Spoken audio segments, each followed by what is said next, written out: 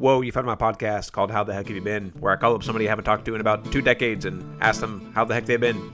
That's the name of the show, and that's what we do. Let's get to it.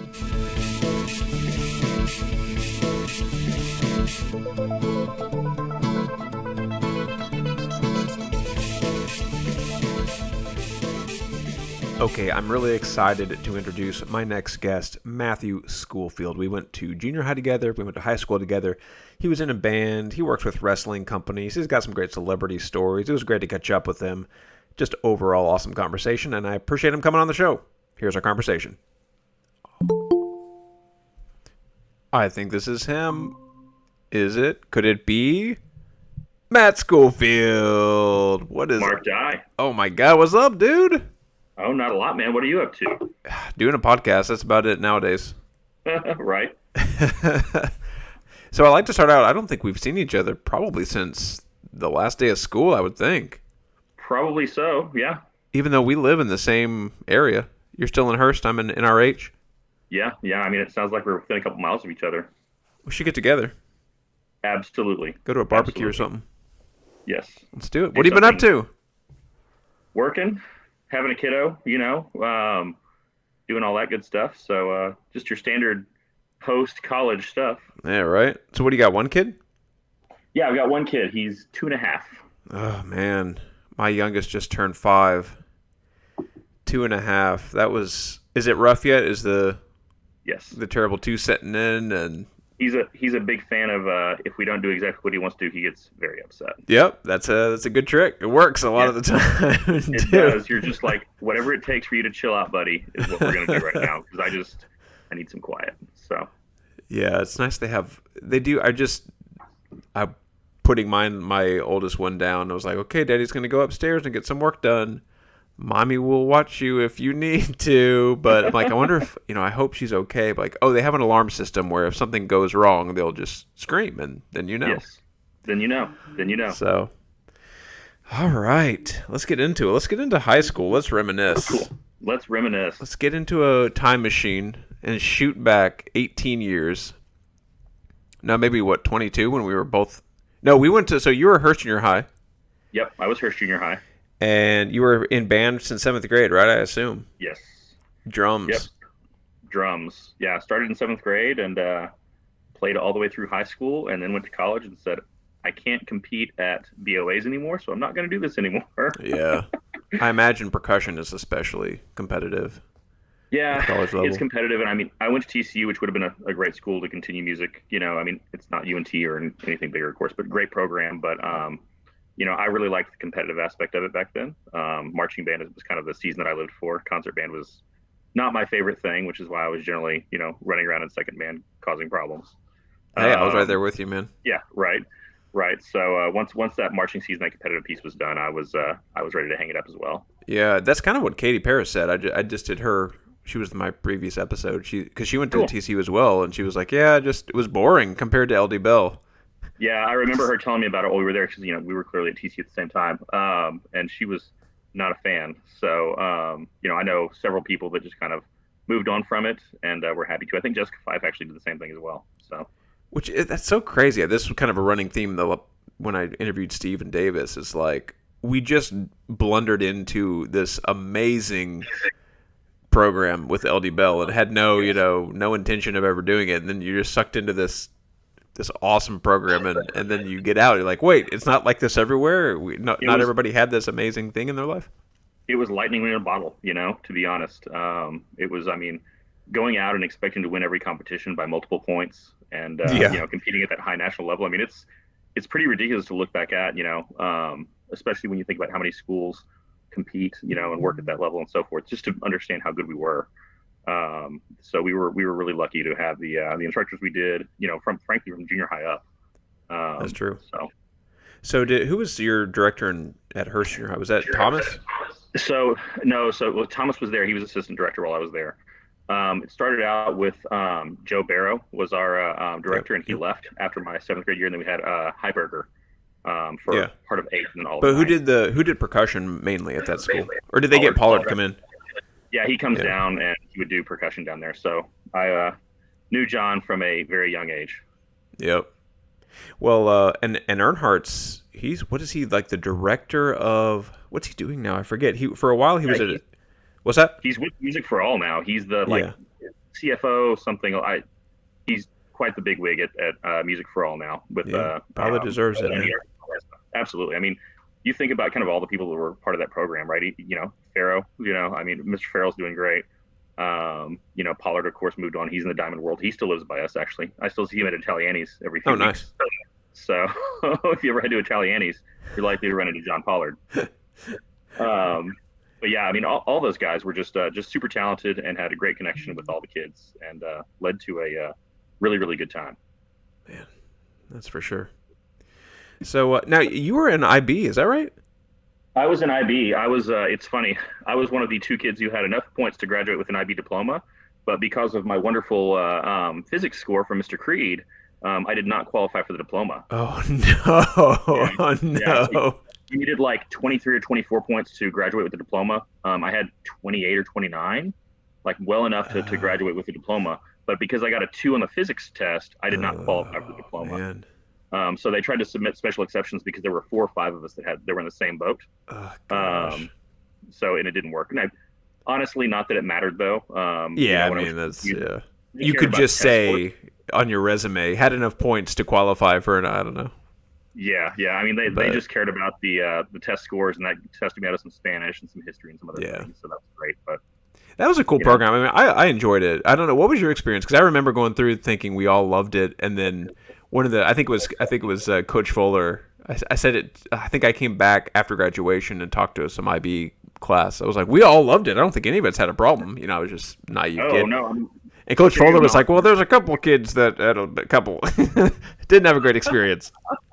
Yeah, I mean, outside of the diploma piece and my physics troubles, I really enjoyed it. Theory of knowledge was always my favorite. Yeah, Miss Couch. It was so cool to sit there and like try to think critically as a 16, 17, 18-year-old, however old we were when we were in that class. That was great. Fuller, think outside the box. That was great, and frankly, super helpful once we got to college and realized that it wasn't all on a plate in front of us, and as is life. But no, Miss Chapman, fantastic. Really, the whole program itself, I really enjoyed, and I thought that I was able to kind of learn at a little bit of a different pace, and to get to be a guinea pig as part of that first class was pretty cool because the school didn't know what they were doing too. Yeah. If you remember when we wrote those essays, I do. Remember we all wrote them completely wrong, and they had to get a special exception for our papers. I don't think I was ever in on what we did wrong. I think Miss Couch just wanted to like get me done with that and be like scooch it under the rug. But like, what did we actually do wrong? I don't remember. I remember being really proud of my paper, but me too. I remember I spent months on that thing. I wrote this whole paper about the New Deal at FDR, and I like spent all this time researching, all this time learning about the New Deal, all this time learning about the impacts it had, on American culture and all this stuff like that. And then there's apparently, from what I remember anyway, we weren't supposed to talk about a specific event in history or anything. It was supposed to be more like a historical idea. And I don't remember more than that, to be honest, but I just know that whatever we did not work, and they gave us all zeros. So yeah, I remember that being kind of a crushing blow. That was tough. It was tough, but we survived. Oh man, Miss Couch was just the best, wasn't she? She was awesome. I still can't believe she drove in all that way every day. From Argyle. Yeah, because we went to her house, which that's kind of unusual, right? We went to her house for like a big theory of knowledge party. I was out of town or something. I didn't get to go to that. But yeah, I remember when everybody did that, and I was like, man, that's going to be a lot of 18-year-olds driving 55 minutes in the dark to a teacher's house. Sounds like a great idea. It was a different time before they tightened down those restrictions. Right, right, exactly. No, so I'm a teacher. I just teach like 2 sections of English this year. I kind of stepped down from being full time, but I remember it's like, what's that?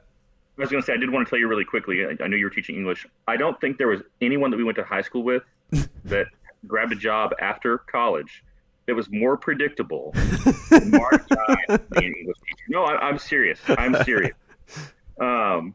funny. I was thinking about it as we were kind of setting up for this call, and I was like, Mark, if anybody like was going to be an English teacher, it was 100% you, all the way. So I remember when that popped up one day on Facebook and said you were teaching English, and I just remember going, well, if only I could have bet on that on FanDuel. Shocker, yeah, right. Right, right. I after the SAT was over, I forget who it was, but I had somebody thank me right after, like the timer ended, we got up, and she said, "Mark, I just want to thank you because I know I got 3 questions right because you always corrected my grammar." I was like, you know what? I've already started. I've already started teaching. 1,000,000%. 1,000,000%. I had Mrs. Banner. I'm sure you were in English with me and Miss Banner, right? Absolutely. So it was really funny. I actually ran into Miss Banner about 8 years ago, 9 years ago. She works out at the Hearst Rec. Oh, nice. Yeah, so I ran into her down there one day. I was out there playing basketball, and she happened to run in there, and she was like, "Matt Schoolfield?" Hey, do you ever play racquetball? I do from time to time. I need to get over there and play some racquetball. I just went to a concert with Toby. We still hang out a little bit, and he plays racquetball. So we need to do that because our NRH rec over here doesn't have racquetball courts. They have great courts at the Hearst Rec if you haven't played there, and it's I think $3 if you're out of city limits or something. It's affordable. Yeah, and he sees Miss Banner. She comes in to get his help on her Apple stuff. Oh, really? That's awesome. So she goes to his store in South Lake. But I was gonna say she always told us. She told us correct everybody's grammar, and I took it to heart, not knowing that it's kind of a d-bag thing to do all of the time. She was like, "Hey, no, just do it. It's gonna help everyone." Like, okay. Remember, she said she would correct menus, like go into restaurants and like show them what was wrong on their menus, and that didn't occur to me that it's not a nice thing to do all the time. Oh man, that was it, man. Hearst Junior High. So, what are your memories of junior high? Because I remember, I think being thankful that we were kind of in the group we were in because most of the other kids, it seemed like a little rough, the student body compared to maybe Bedford and Central. 1,000,000%. Yeah, I mean, my first memory is our 7th grade year when we had the school that was split between the old building and the new building, or I guess maybe that was 7th into 8th. We were in that old building that was built in the 50s and really looked like a prison on the outside. I have very vague. So how long? Because I know for Miss Banner's class, we were in a not a trailer. What do they call them? The portables. So for Banner, I remember being in the new building upstairs. We had her for 9th grade. Well, it would be 8th and 9th because she had the English combined. That's right. So I don't think I had her in 8th. I just had her in 9th. Oh, okay.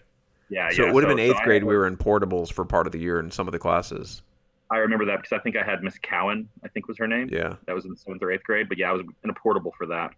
I just remember of 7th grade, Mr. Rutherford, and how he would get in trouble for something every 2 weeks. Oh, man.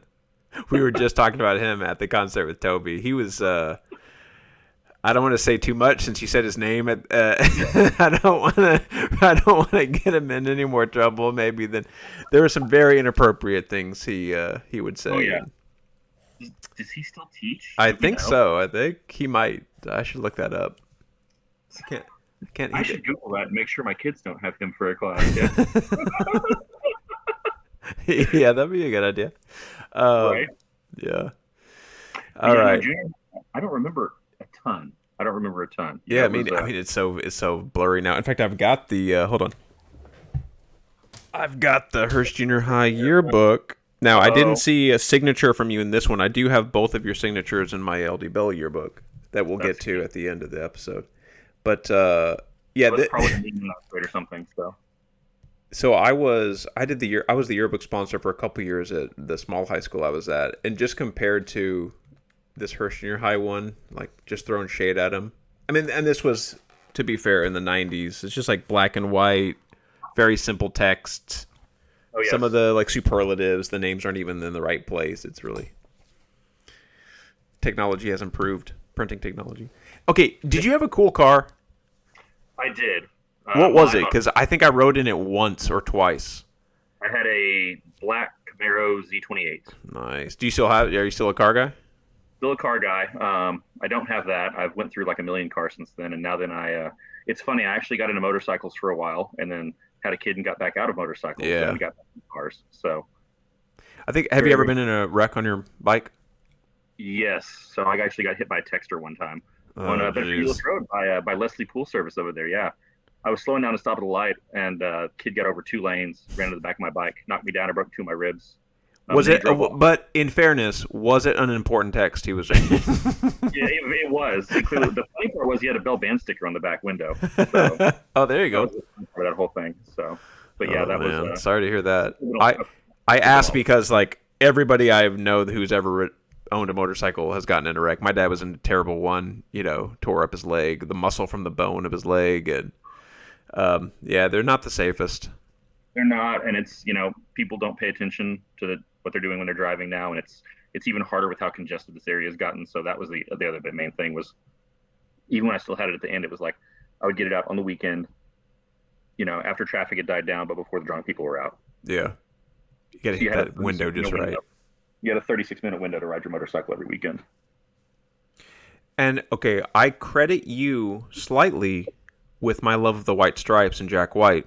In fact, that's the concert I was just at on Monday. When is today? Wednesday, yeah. 2 days ago. He was in Irving.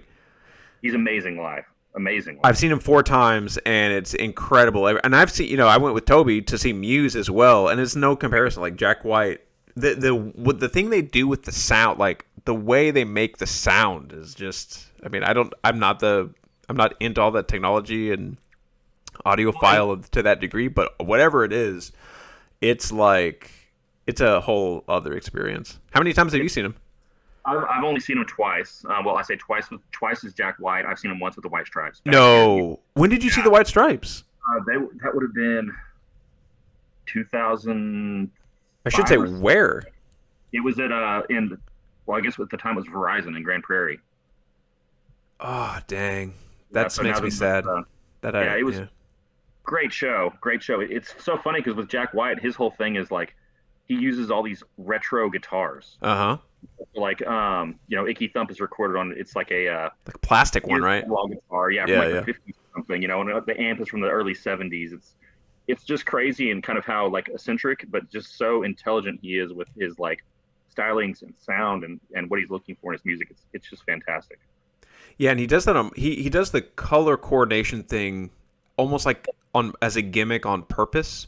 Mm-hmm. He mentioned, I think in Conan O'Brien or maybe another interview, he did Serious Jibber Jabber with Conan O'Brien, which is a really good interview. But he was like, yeah, it's like if people, if I'm a white guy gonna play the blues, I might as well go all gimmick, and then if people can get past that to enjoy the music, then I know he basically like is setting up a threshold for his fans to like come to the music and enjoy it.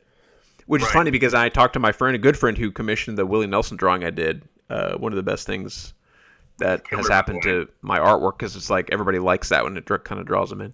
But I talked to him. I was like, "You ever listen to any Jack White or White Stripes?" Like, "Nah, I couldn't get past the red and white scheme." I was like, "That's the thing, though. You got." It's so great. It's so good. So great. And one of my life philosophies is that you should find your cult that's not a cult, right? Because like watching the Third Man Records people set up or Jack's team or whoever set up the stage, and it's like takes them 30 minutes, and you can tell they're perfecting it and tuning the guitars 3 times. It's like this is a cult. Like this is like you're worshiping sound and music. It's really awesome. Yeah, it's so cool. I mean, it's just he's so passionate about that, and I didn't know. I don't know if you listened to the Ticket at all.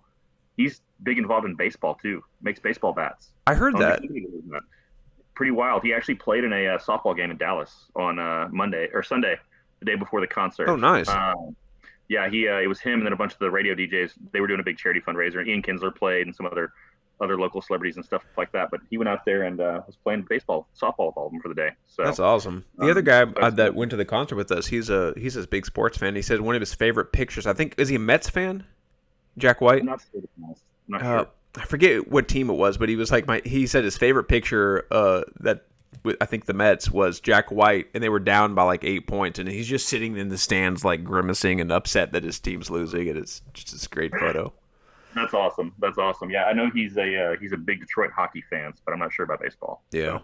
He's a cool guy. I mean, he's all into putting back things into the community. He built like a playground or a park anonymously, and then revealed it like a decade later on his website. And he's a cool guy. Did you happen to see this was, I guess, 10 or 12 years ago?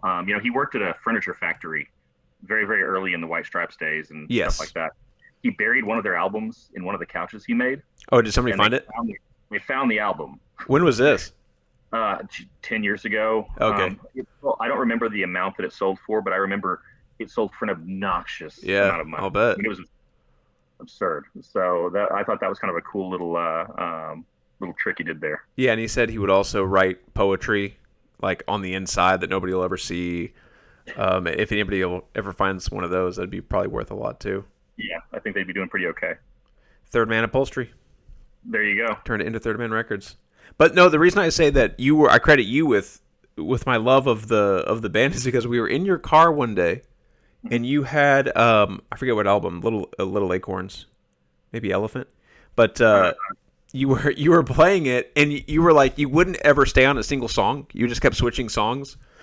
I was like, no, man, I want to hear the rest of this. And it was the Little Acorn song with Mort Krim's intro, that long, like 45-second intro or whatever about the squirrels. And then as soon as that huge hit comes at the beginning of the song, bam, bam, bam, bam, and you like switched it. I was like, no, I want to hear more of that. And so I think that just stuck with me. I just kept listening to more and more of it. that's always all my friends' jokes. I get music ADD, is what I like to call it. Yep. Where I'm like, 45 seconds of a song. Okay, hop to the next one. Okay, It's everybody. When I it's would all let kids play music in my classroom, I was like, all right, here's the rule. You can pick the song as long as it's school appropriate, and you play the damn thing to the end. Like I want to hear the whole song. You can't just because then they get all insecure and they want to change it to find a better song because they're gonna think people think they have bad taste. I'm like, nope, play it through.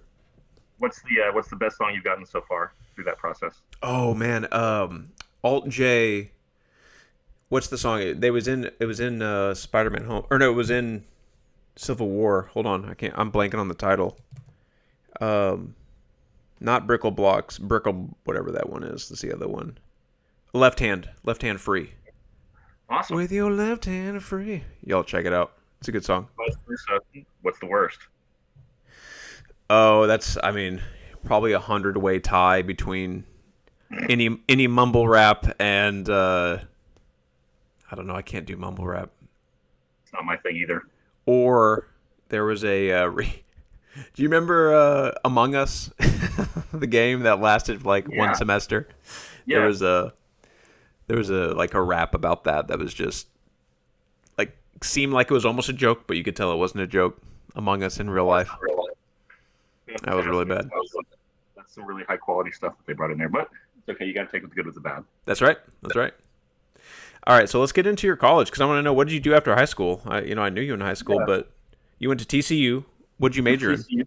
So I majored in marketing. Had a minor in finance, but decided that wasn't for me and dropped that ASAP. But Why is that? It's funny. I thought I liked numbers and math, and then I realized I really didn't like numbers when I had to account for them.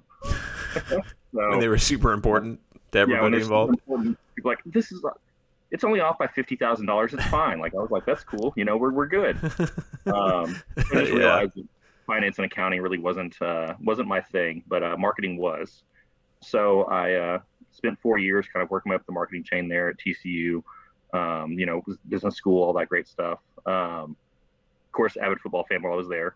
And then it's funny. I don't know if you know, Mitchell Moss was actually my roommate for basically 3 of the 4 years nice. that I went to TCU. So he, having known him since kindergarten, basically first grade, that was a nice entryway into college. Yeah. But yeah, I did that. Did he have a younger sister? Was he older than us? He's same age we are. No other siblings. He's only child as well. Yeah, he same thing. He went to TCU. He actually majored in criminal justice, and then like me, didn't use it for anything after college. I went into sales. He went into sales as well. So there you go.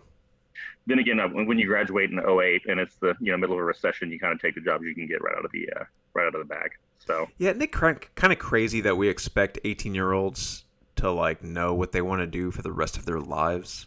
It's wild, it's man. Weird. It's crazy. I joke now that even today, I marginally use my degree, marketing background. I'm more in, day job analytics research, and then, side gig stuff is, product based. So I used to do a little bit of marketing there, but not to the level that I ever expected when I was trying to figure that out when I was 18 years old. So, yeah, I think everybody wishes they could go back and change 1 or 2 things about that major piece based on where they are now. But it's not the system we have right now. So yeah. of course people are gonna change their minds, but it's such an expensive commitment to make to go to a 4-year college right after high school and just assume I'm gonna, especially at private school like TCU, it's like hope I use this. I mean, I was just, if I hadn't had scholarships, TCU Yeah. wasn't going to happen. I mean, it's just, and it's crazy too, because I think about when I started in, I guess that would have been fall of '04. TCU with, your standard credit hours, $24,000 a year. Mm-hmm. Last I looked, it's now over 50. Yep. It's the second or third most expensive school in the state. It's actually more expensive than Rice now, which is terrifying. So I was actually joking with Alex the other day. I said, "Hey, we won't be sending Jackson to TCU, but that's okay." Yeah, man. Yeah, because I heard somebody say that college tuition inflation is even worse than the medical industry, like which is terrible to begin with. It's crazy. Yeah, it's nuts. I mean, at some point, something's going to have to break there. I just don't see that this being sustainable. Well, a lot of schools, because the school I taught at full time last year for 4 years, it was an early college high school, and so that's really cool because basically the district is paying for kids to get an associate's degree by the time they graduate. So they're basically taking all dual classes junior senior year, and they get that 2 years of college. And so now they only have to pay for 2 years of a 4-year school to get the undergrad. And so that and I see a lot of that. There's a lot of those popping up, and a lot of just dual programs that are really ramping up, which only makes sense. It makes a lot of sense now, even to done with high school, go to a junior college for a couple of years, get those core credits that are going to transfer over to where you really want to go, get those knocked out at the discounted rate, and then go finish your degree up elsewhere. It's just going to be interesting to see what that looks like in 10, 15 years. Yeah, who knows? Certainly not me. When the iPhone came out, I was like, nobody's going to buy this. Remember when we used iPhones for like lighter tricks? Yeah, yeah. Games, lightsaber colors. Yeah, lightsaber app. That was great. Like, hey, check this out. This is so cool. Good times. Good times. By the way, I credit you with teaching me good times. I'm still convinced that was you that used that phrase. Probably. I was a big proponent of using that, and on AOL Instant Messenger, I would type capital G, capital T, capital S. And that was my GTS, man. Good times.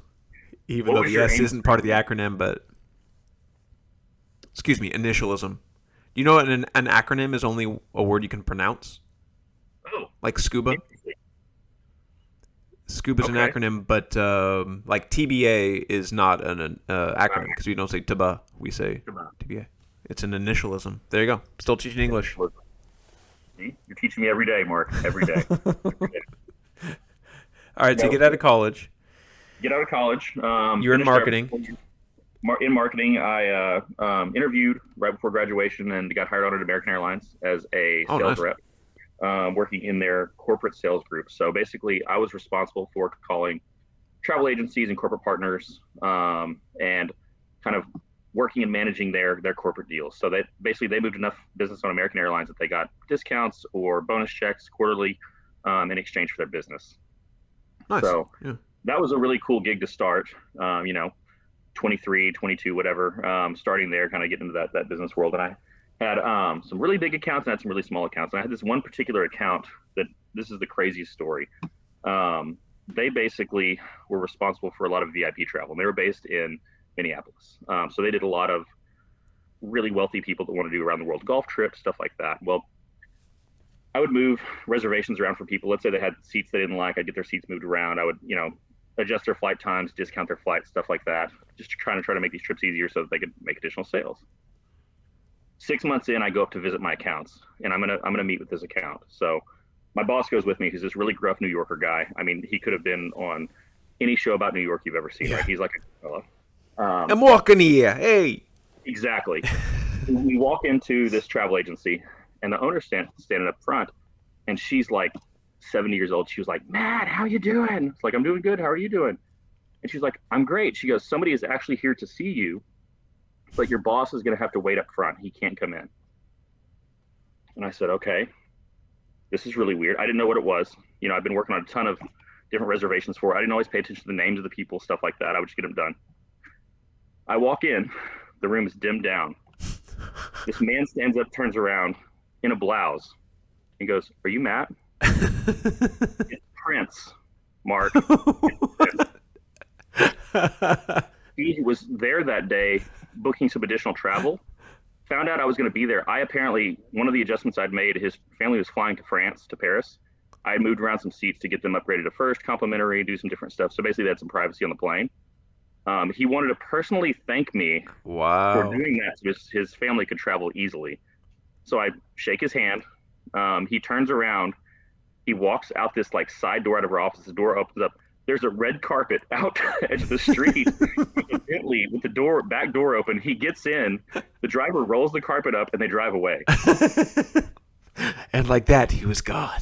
He was That's gone. amazing. It was crazy. It was crazy. So I got to meet Prince. That was like 6 months into working at American Airlines. I thought, this is the highlight of my career. I'm There done you at this go. point. I need to just quit. So at the time that you made the adjustments, did you know it was for Prince's family?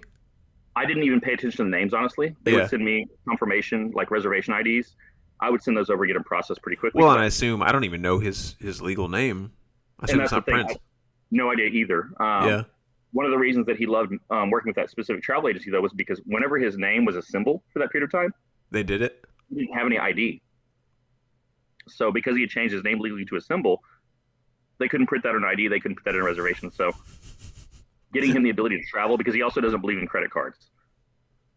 So he was cash only. It was just very, very difficult getting this poor guy booked to travel Yeah. anywhere, Yeah. especially outside of the country. But she had a knack for kind of getting all that stuff done for him and his family, and we tried to help out where we could. So that was That's a cool. great trip. Which funny Yeah, because that cycles back to Jack White because I watched his recent interview on Apple and he doesn't have a phone. He doesn't have a smartphone. no, And it didn't occur to me. I'm like, oh, that's kind of cool, low technology. But then he was like, well, I'm gonna have to get one soon because I can't do a COVID test. Like I can't. Like that is true. Like we do almost everything exclusively now, sometimes exclusively on the phones. Like menus at a restaurant, scan the QR code. I don't have a smartphone. If my parents want a discount on a Pizza Hut pizza, they have to use the app. You know, you can't call in and get the discount anymore. Yeah, it's pretty wild. It snuck up on us, the pervasiveness. Absolutely. Mm. But yeah, this started at American. Then spent about 7 years there. Went from sales to cargo group to doing some pricing and analytics stuff, some capacity analytics, and then over to an accounting role. Tried to get back into that accounting for a bit. Absolutely hated that. I managed the U.S. mail contract for American Airlines. Mm-hmm. That was the worst experience of my life. The post office is insane. So that was, needless to say, needed to find a new job pretty quickly. So was it like just red tape that jumping through hoops, or they have an odd process in the way that they pay their carriers for moving mail. So you have to have a certain number of scans on there in order to get paid out for it. It's a bunch of just jargon. Yeah. Basically, they make it really difficult to get paid. Is the whole process of it, and that they don't want to pay you what you're actually owed. So I got tired of dealing with that and decided to move on. But so that was actually around the time that would have been 2018 when I moved over. I'd actually started a little side business kind of just before that. So I went to WrestleMania with a couple friends in 2016 here in Dallas. As a kid, loved watching wrestling. I was like, it's here in Dallas, got to go check it out. Yeah, I was going to ask about that because I've seen some of the pictures on Facebook. Yeah, this is the pretty wild ride. Is basically went to WrestleMania in Dallas. Went into the gift shop that they had, right? Tons of stuff in there for sale, and all of it's super overpriced. I mean, as you would expect at any live event, right? Mm-hmm. But they had all these replica wrestling belts for sale, like replicas of the championships that the wrestlers would wear. And I look at these things, and they're like thin pieces of plated metal with a vinyl strap, and they're $499. I was thinking to myself, this is the most insane margin on a product I've ever seen. On something that I frankly don't think takes that much skill to produce. Yeah. So I was like, I'm going to figure this out. We're going to use it here. So I bought one, found one on eBay for cheap that was used and beat up, cut it in half to figure out what the strap was made out of, all that stuff like that. And basically started kind of just researching this and learning a little bit more about it. Finally found a factory in China that produces this stuff.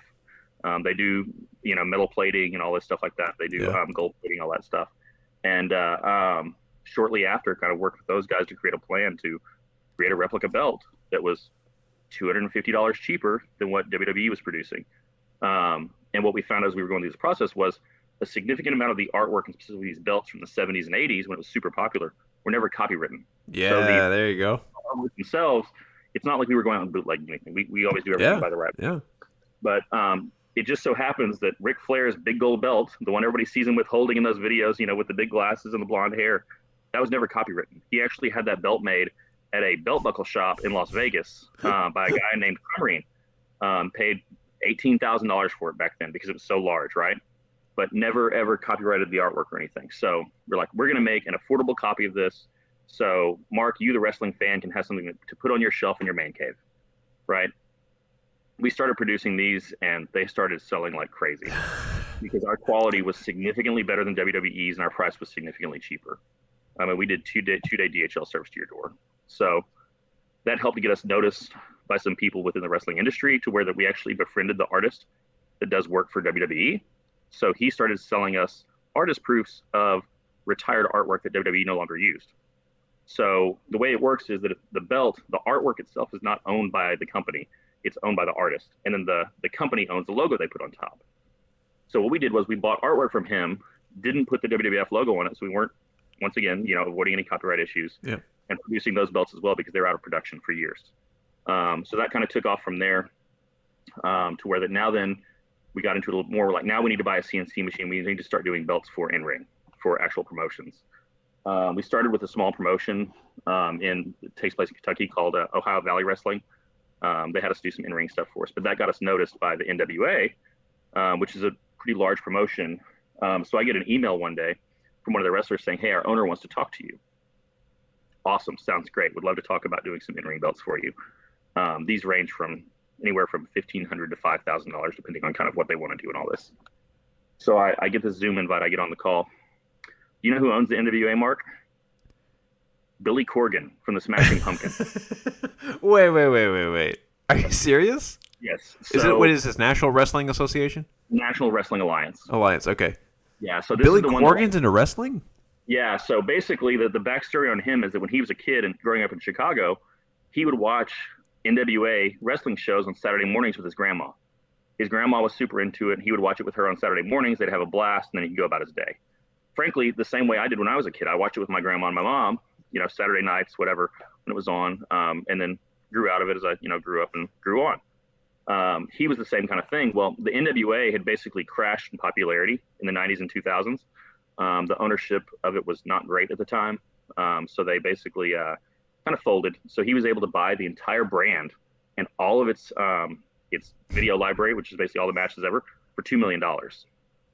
So he bought it all, and then we launched the whole program. So he's got a YouTube show. They've got a show on Fight TV. They're doing weekly stuff. They had Ric Flair out a few weeks ago. They're doing some pretty big things kind of in the wrestling space. But he it's not like he just owns it and sits back. He actually writes and books all of the matches. That's insane. Yeah, that's crazy. Wow. I had a call with him the other day, and it was like he'd finished touring the night before. He had a concert the night before, so it's the morning after his show. So he's exhausted and sit there trying to talk to us about what belt he wants to do for what. So that's so awesome. It's just crazy having like Billy Corgan in my phone and texting him and getting Zoom calls from him and stuff. Oh, wow. So, my brother-in-law is a huge Billy Corgan fan, and he's back with the Pumpkins, right? Yeah, they're actually touring right now. So that's why we're having to like meet with them kind of random times in between shows and so forth. But yeah, they're touring, and it's most of the original band. James Eha came back, so that's kind of cool to see him back with them. But they're touring around. They just did a show in San Antonio, I think, last week. Wow. So yeah, they're doing well. Nice guy, by the way. I was super impressed. That was the main thing I was concerned about, right? Was Rockstar worth like, you never know, $60 million from all his investments and all this stuff like that. Has he ever heard the word no before? Because we can easily say no to certain designs just based on what we can do. And the good thing was he's been fantastic, super easy to work with, nice person, actually passionate about the product, which is cool, like super passionate about wrestling. So it's helpful for us as we kind of have to manage all those relationships on the art side to get everything approved and brought back. So that's incredible, dude. That's amazing. So when you started out, were you selling into any of the actual wrestling organizations, or was NWA the first one you actually sold the product to? So basically when we started out, we were just selling direct to consumer, Yeah. copies of these old belts. Set up a website, fandubelts.com for anybody that wants to go check it out, by the way. Yeah, we'll put a link on the show notes as well. Say that website again. fandubelts.com, FANDUBELTS.com. Nice. That's great. So you've met Prince in American Airlines office or whatever the travel agency office, and you are regularly on Zoom calls with Billy Corgan. I'm making my way around the rock star circle these days. So Billie Eilish is next. I'm calling it. Yeah, right. Yeah, let's make it happen. But yeah, no, it's crazy. So we started direct to consumer, and then we started working with some smaller local wrestling organizations because basically they need belts that are pretty cost efficient. They don't have $2,000 spent on a belt. They need something for $300, $500. Yeah. So a lot of the belts we make, since they don't have logos on them, work for that. So they started buying from us. Word got around, hey, there's a belt company out there that's actually affordable, that gets stuff turned around to you in a quick time period, time frame, 6 to 8 weeks. What's the opportunity out there for us to continue to grow this? And that's where we got into, like, we need to start CNCing and doing custom plates and, custom metal work and all this stuff. And it's grown from there. Kids, you listening? You spot a hole in the market. That's the key, man. All it takes is one good idea. The wildest part of this whole thing, though, that I always laugh about is that every year now then we go to WrestleMania, because there's a massive convention surrounding that called WrestleCon. Think about like your San Diego Comic-Con, anything like that. It is a wrestling-focused convention that takes place outside of WrestleMania, and it's basically either all the retired WWE superstars or people from like other smaller, promotions, and they do wrestling 24 hours a day for 3 days. They have a big convention, several convention rooms set up where you can go buy knickknacks and memorabilia, all this stuff like that. So we set up there and we do really well. We sell all weekend long. Yep. People are all, because wrestling fans treat WrestleMania as though it's their Disney World trip, right? You think about that kind of big trip you save for, as a dad taking your kids. That's the same way that these folks are when they go to Mania. Money is no object. They're ready to spend. And it's massive international customers that show up. So they're all super excited. They want to wear their belt back on their plane. Nice. So we do all that stuff. So we end up having dinner with all these like wrestlers from the 90s and 2000s and stuff. So pretty cool. It's funny you mentioned that because we're literally about to leave for our Disney trip this Sunday. Oh, that's awesome. I'm going to need notes, by the way, please. Are you going? I think we're about a year and a half away, but nice. Notes would be helpful. Yeah, I wanted to wait until our youngest was a little older, and we just couldn't wait any longer. My sister's got some older nephews, and they're going at about the same time, and so we're like, all right, let's do it. That's awesome. That's awesome. Yeah, you guys are going to have a blast. So World or Land? World. Okay, cool. World. I did that when I was 10, but I've not been back since. So I'm sure that things have improved. Probably looks a little different. A little bit. I think I was like 7 or 8 my first time, and I remember barely anything. And then I went right before my oldest nephew was born. I went with just my sister, brother-in-law, my wife, and I. My wife and me, excuse me. And we booked the trip, and then my sister realized she was pregnant, so she couldn't go on any of the roller coasters or anything that she had to like watch what she couldn't drink alcohol or anything on the trip. So That was kind of a downer. But so now we're going back with the kids. We can all drink. There you go. If you get a chance, check out Gator World while you're down there. By the way, is it good? Is it just as good as Disney? It is not just. It is really fun. It is not just as good as Disney. It's a massive park with like 1 million gators, and they do shows and all kinds of stuff. I've got an aunt and uncle who live. It's a couple hours, so it's Lake Worth. They also have a Lake Worth in Florida, and I think it's almost like from here to Austin. I think it's 4.5 hours from there to Disney to Orlando for them. But I remember canoeing on somewhere down there in the marshes or bayou, and like I remember there were alligators. Like just they wouldn't attack us because they didn't want to mess with us. But like this is weird that we can canoe around alligators. It's kind of scary. I remember just driving down there and seeing them on the side of the road. Yeah, places where you come into Florida. And I was like, whoa, this is crazy. 10-year-old Matt was kind of terrified, but thought it was awesome at the same time. They're big and ancient. It's like they've survived in every single epic of world history. Absolutely. All right, let's see. We're getting close to the point where I need to give you your quiz. But first, I keep forgetting to ask. Do you like? So you're married, right? Yes. How did you meet your wife? Because I want to know like if there's a cute story there. And I don't know. Did you? I don't think you knew my wife. She went to Bell. She was a year ahead of us though. Okay. Who was your wife? Sally Grab. Her last name was Grab at the time. Okay. I feel like I remember. Redhead. She usually had short. I think it was kind of cut short in high school as well. Short red hair. Okay. She was Okay. Stuco. Did you do leadership and stuff? So, yeah, I did. Did I do Stuco? No, I didn't do Stuco in high school. I did Stuco in junior high. Yeah. But no, I remember her name for sure. Yeah. I don't think we interacted, but I remember seeing her name on stuff. She wasn't in band, so Not everybody We're can in be different perfect. circles. So, neither was my wife, so it's okay. So, but yeah, no, it's funny. I married to Alex Schoolfield. So she went to high school with us. Was in I our didn't know grade. that. Yes, yeah. What grade? She was in our grade, so she went there 10th, 11th, 12th with us. Wait a second. What's her last name? Craker. I'm gonna look her up in the yearbook. Do it. C or K? C. So y'all met in high school, or were you like ever date in high school? We didn't date in high school. We were friends. We had English class, Miss Brock's class together. I sat behind her. Miss Brock tried to dissuade me from teaching English because she saw I was doing like one of my drawings once, and she looked at it in the library, and she was like, "What are you gonna do with your life?" I was like, "Actually, I want to," because I was excited to tell her that I wanted to do what she's doing, Yeah. and she was like, "Oh, you could do something better than that." Or she's like, "You should do like something with your art." I'm like, I guess she was trying to encourage me. Like, anyway, sorry, continue. Sorry, you had Miss Brock's class together. You're fine. You're fine. No, Miss Brock was going to laugh because she didn't want us to read Hamlet, so she showed us the movie. So it's that. But no, so had English with Alex. Knew her. We didn't hang out a ton. We were kind of in different social groups as things go in high school. But about 10 years later, actually, it was the week after I started at Greyhound.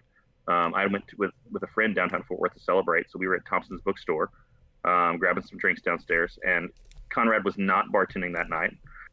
But yeah, so we ran into each other down there. I sat down to start talking to her, and we decided to go grab a drink. And from there we got engaged about I guess about a year later. So not even a year, something like that. Now been married. We've been married since May of 2018, and have a kiddo and doing great.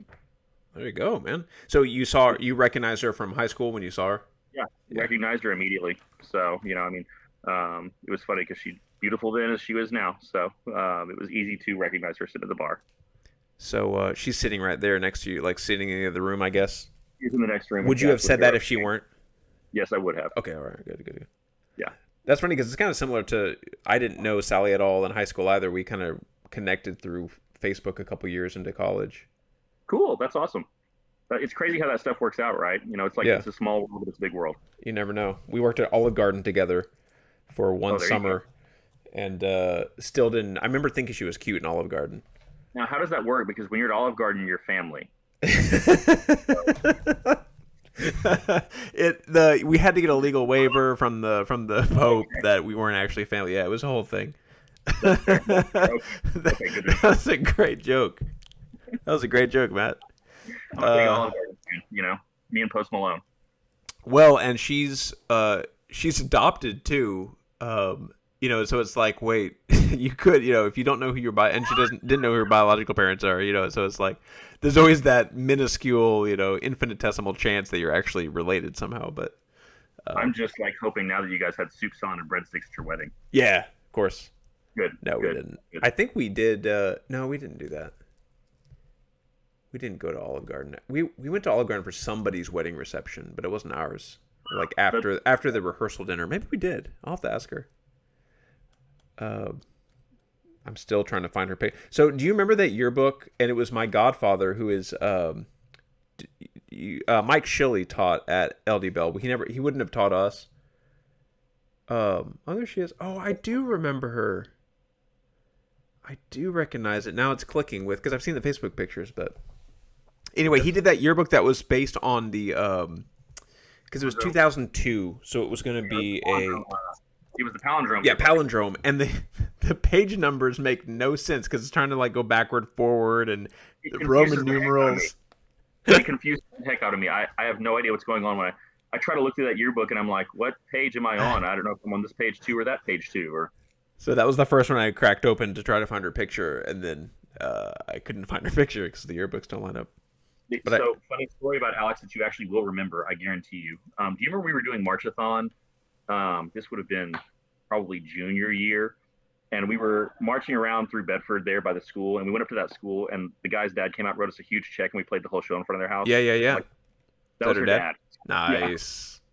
yeah, that was when she got drug out of bed at like, 8 o'clock in the morning in her pajamas and was totally embarrassed by all that. And I was like, I remember that perfectly. That's great. Man, that was a Marchathon was fun. That was an exhausting time, is what it was. I saw them recently. I think it was last year. Do you remember Lauren Denson? Yeah, absolutely. She's in my writing group. Well, I meet and Laura Dupay. So we and this other girl they knew from college. We meet every month and talk about our writing and trying to get our books published. She has an agent now, which she posted on I saw that she posted it. That was Facebook. very So cool. that's like a huge step for us. It's like, oh my god, one of us got an agent. It's like that's awesome. it's the dog that caught the car. We don't know what to do now. We're like, what do we do now? This is all we've been trying to do. What's the next step? But why did I bring her up? We were talking about Marchathon. March. Oh, she lives right by my dad in Hearst, and I was over at her house. I guess at her daughter's birthday party. Her daughter and I are about the same age, and so they were going through like during her birthday party. They did march through the neighborhood. Yeah, they changed up the routes. It's funny. I remember Earnhardt's key was always maximizing the payout from the houses. Yeah, so the nicest neighborhoods. Yep. And then I know that once he left, they came by my old place when we used to live over south of 183, kind of behind Miguelito's over there. They marched down my street one day, and I was like, "Oh, hey guys, I don't have any money because I'm 24. Yeah, but nice to see you guys. Fun to see you. Yeah, good work." So did you do any drumming at all after high school? No. I mean, I did. I guess I did like one little summer gig with it was like a semi-pro drum corps thing out of Houston that was like loosely organized. And then I taught at a high school in Missouri a couple summers, just helping with their kind of like drumline stuff and mainly their pit stuff as well. But never did anything really serious with it other than that. Oh, it just occurred to me. You're Jebediah's Legacy. Yes. Because you sent me all the music. Dude, that's a great. Some of those songs are great songs. Thanks, man. Well, I mean, it's all David. David wrote all that stuff. But yeah, thanks. So, and I want to talk to him. He's being coy with me too. So I need to like look into how journalists get people to agree to interview. But there was a song, and I've already spoiled the ending of this, but that I thought was a White Stripes song, and I could only remember the bow bow. I was like, what song was that? And I was sure it was a Jack White live vinyl that I've got from one of his live shows. I'm like, man, I forget, was it a Dead Weather song? No, wasn't it? And then Jebediah's Legacy came on. I think it was Goddamn Blues, I think it is. Yes. And I was like, oh my God, I could feel that's the highest compliment I can pay anybody. Was confusing your song for a Jack White song. That was some great tracks. Hit me high, hit me low, hit me 3, hit me 4.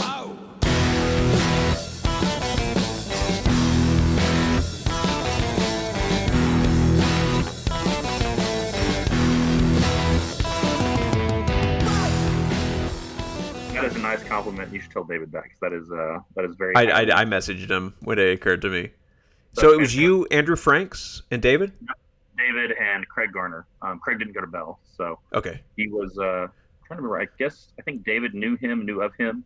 It was Garner actually first. Anderson was in the band. Yeah, Billy Goat. And he got busy or I don't know, found girls or something, so decided he didn't have time to sing anymore. So it'll happen when he got his motorcycle.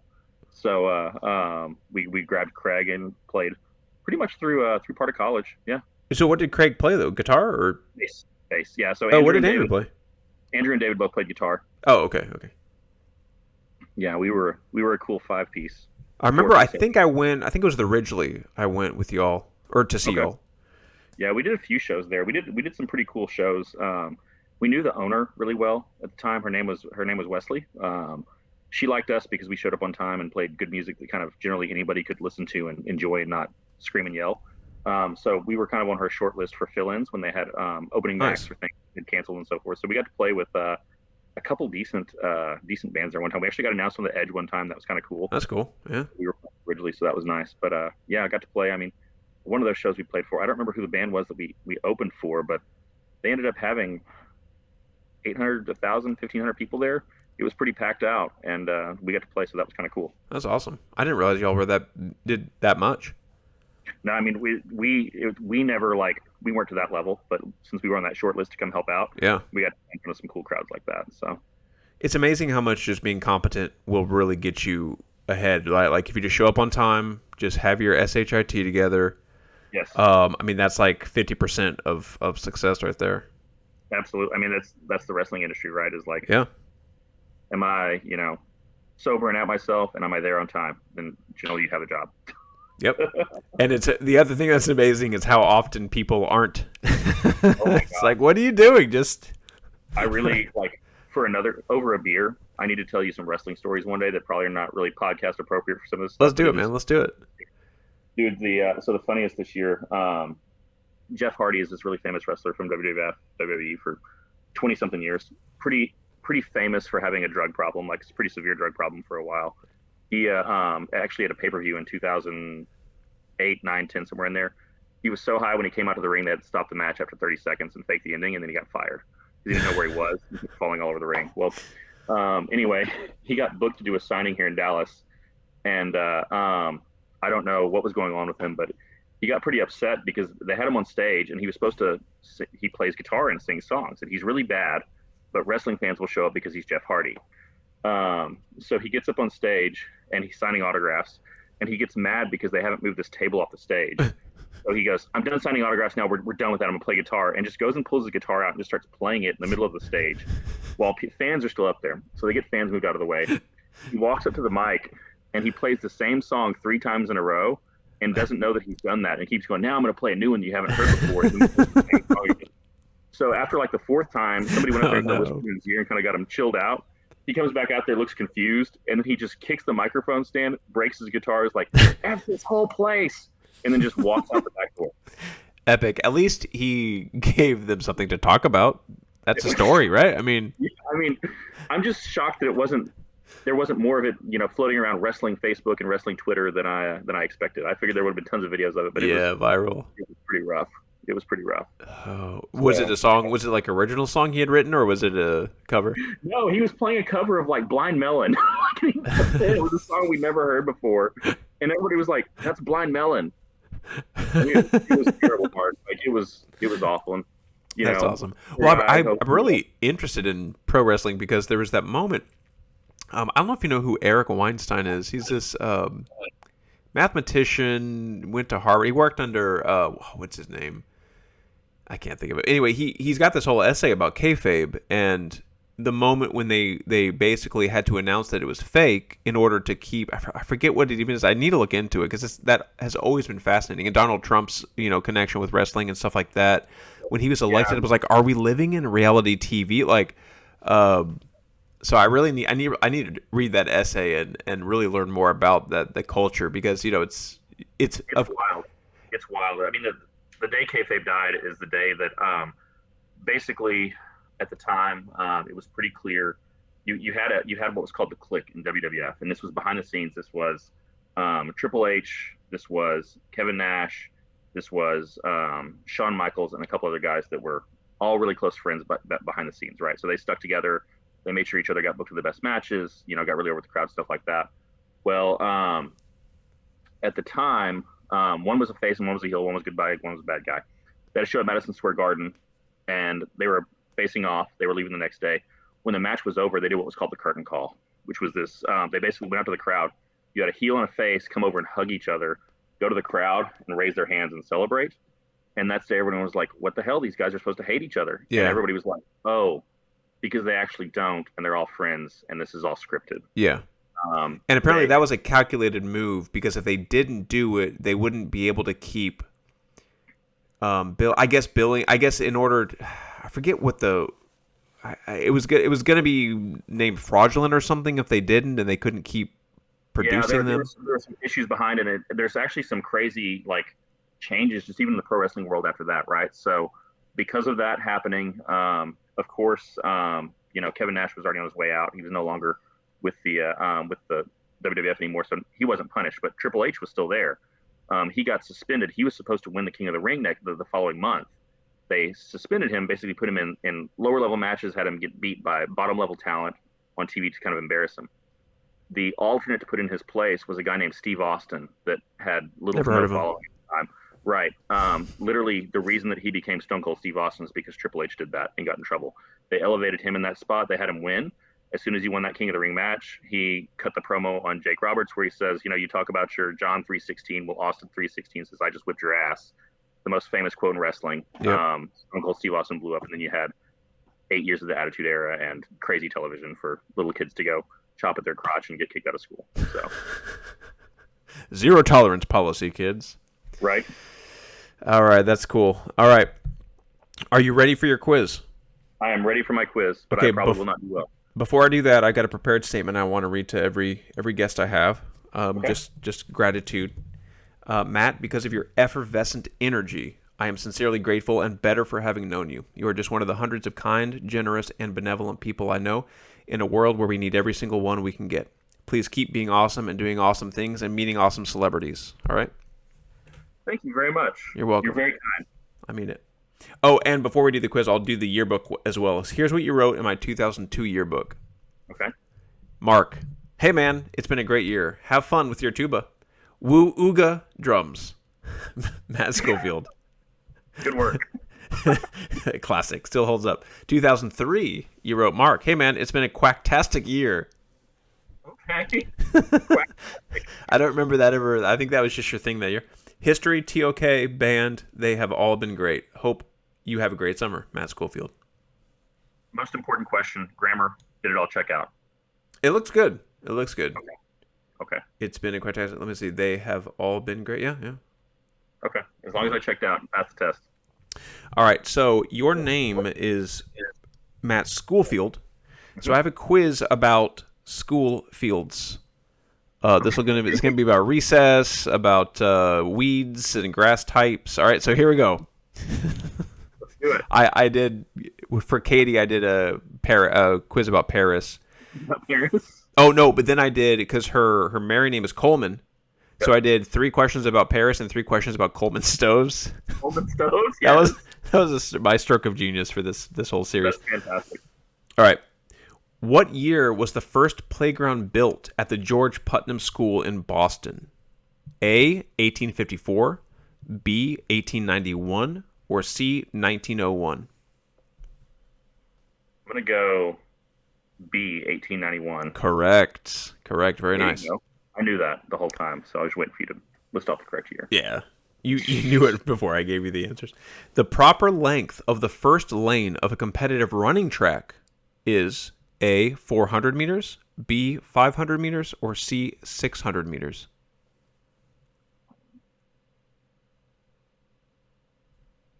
$400 meters?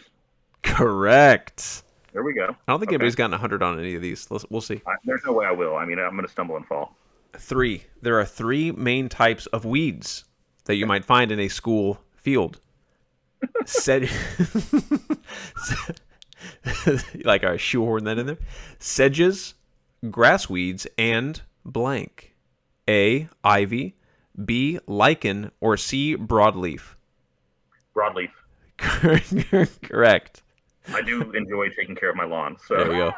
Man, I've got a neighbor just 2 doors down, and it's like immaculate, like golf course. It's ridiculous. I'm not a golf course community guy, but I like my St. Augustine to at least be full. I mean, even in like January, I don't know what he does to be able to keep it that. But all right, in the game of hopscotch, the player tosses a marker onto one of the squares and then skips that square as they jump. What is the official name of the marker that's thrown?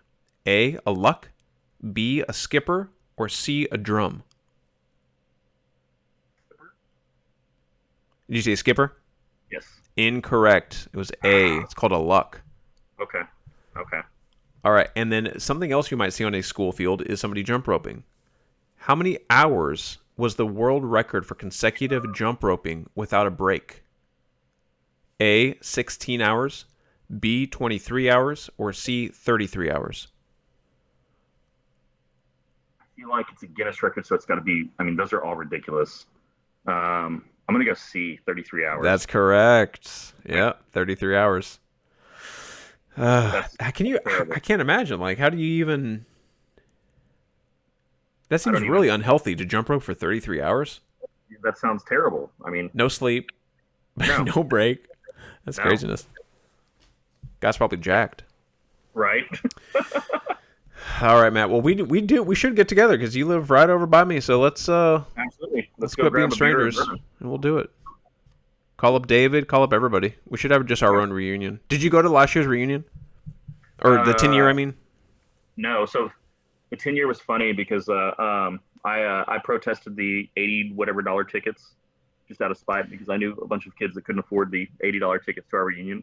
So I showed up the first night to Broncos for free and then didn't go to the second night of the reunion. all right. So I'm with you because I didn't want to pay for a dinner, and it was funny because in my episode with Davis, I think the reason Robbie and whoever else planned it wanted to do that is because I think Davis's people none of them went to the dinner. They all just went to the bar, right? Because that's what everybody now would like to do. So I think they heard about it and probably because what they said you had to go to the dinner in order to go to the Broncos. And I was like, screw that, I'm not going to. And then I called Claire or something, and she was like, no, they're actually like making sure you have the ticket. Like, dang it. So I didn't go because I was like literally walking out the door when Claire texted me and said, I just walked in. There was never an issue. It was. I should have done I it. think Robbie was not happy that I showed up, but I didn't really care. I mean, I was frustrated at the cost just because I felt like that wasn't very inclusive of people that couldn't afford it. That's I right. think that a high school reunion should be, free or close to it, so everyone can attend and see their families and see your friends and all that stuff like that. Yeah. And I didn't think we needed to have it at a country club or wherever it was. So I was just being selfish personally, but I appreciate you having a better reason plus, than you. the country club didn't have a good place to land my helicopter, so I wasn't really interested. Prince comes in. Yeah, maybe at 20 we can do that. So Yeah, we should. We'll do our own thing regardless. there you go. All right, man. I appreciate it. This was fun. You had some good stories. I loved it, man. This is great. Thanks, man. Well, thanks for having me, and let me know if you need anything else, and I'll reach out. We'll grab a drink. All right, sounds good, man. Have a good night. All right, bye. Bye. All right, that was the show. Thanks for listening, everyone. Today's episode was recorded by Mark Dye. Our editor is Mark Dye, and he is also the executive producer. The intro and outro music was composed by Mark Dye in high school. It's really just me doing this. To support the How the Heck Have You Been podcast, visit artbymarker.com and buy some cool art. Thanks, y'all.